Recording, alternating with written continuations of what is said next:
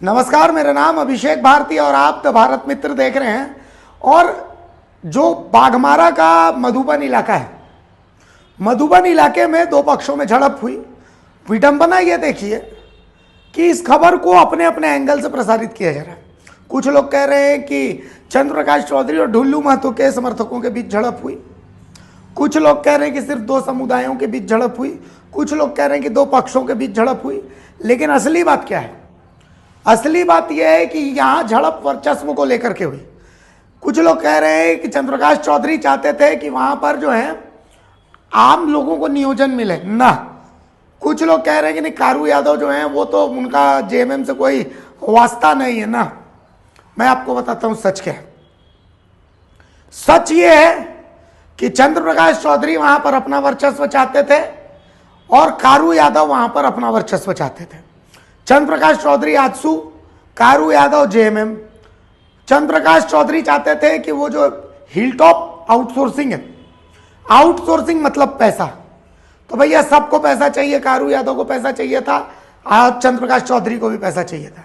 गजब विडंबना आप देखिए कि एक डीएसपी पर पथराव करके उनको घायल कर दिया गया। तड़ाम तड़ाम बम चल रहे थे, लेकिन अब तक कार्रवाई के नाम पर क्या हुआ? क्या कोयला का कारोबार रुक गया है? नहीं। मैं जो बताने जा रहा हूं उसको ध्यान से सुनिएगा।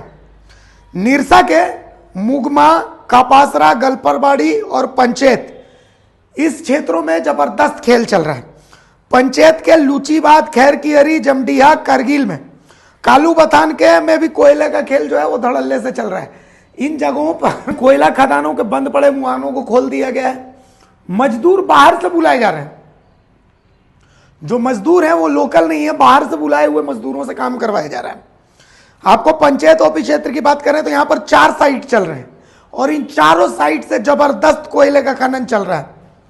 यहां पर ओपी के प्रभारी हैं प्रभात कुमार। प्रभात कुमार क्यों मजबूर हैं पंचायत ओपी क्षेत्र में कोयले के कारोबार को रोकने में, हमें नहीं पता। अब आगे बढ़ते हैं। कोयला तस्कर जो है वर्चस्व स्थापित करने के लिए अक्सर मारपीट करवा देते हैं।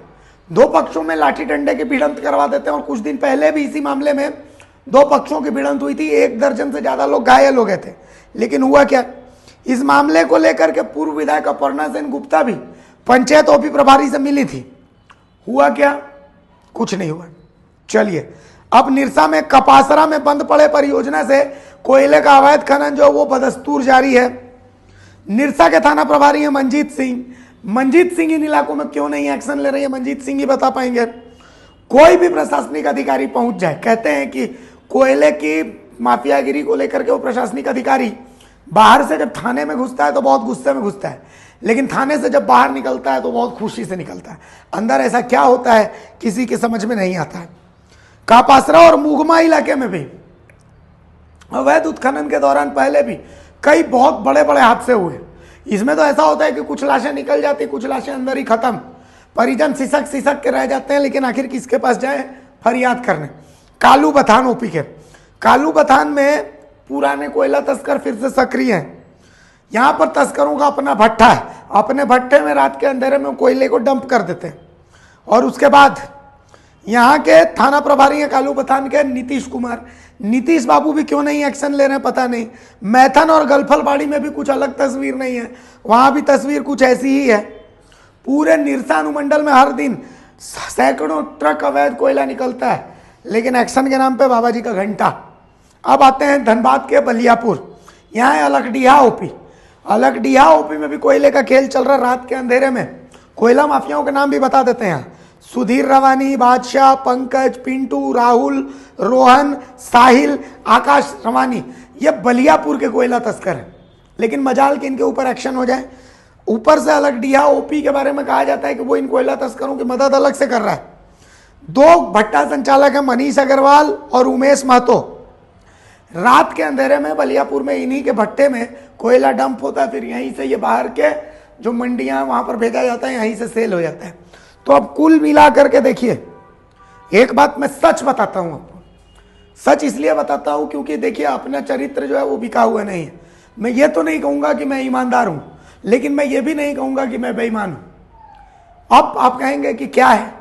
असल में बीजेपी, कांग्रेस, जेएमएम किसी में दम नहीं है कि कोयला माफियाओं के खिलाफ ये जो है सबूत के साथ वार करें।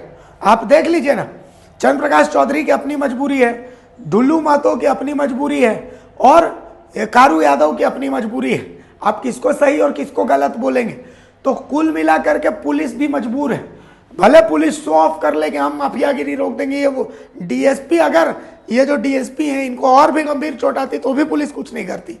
इसलिए क्योंकि पुलिस को अपने आका का आदेश फॉलो करना है, आका को उनके आका का आदेश फॉलो करना है, और उनके आका को उनके आका का आदेश फॉलो करना है। तो कुल मिलाकर के सबका साथ सबका विकास इसी को कहते हैं, और यही चल रहा है। नमस्कार, जोहार।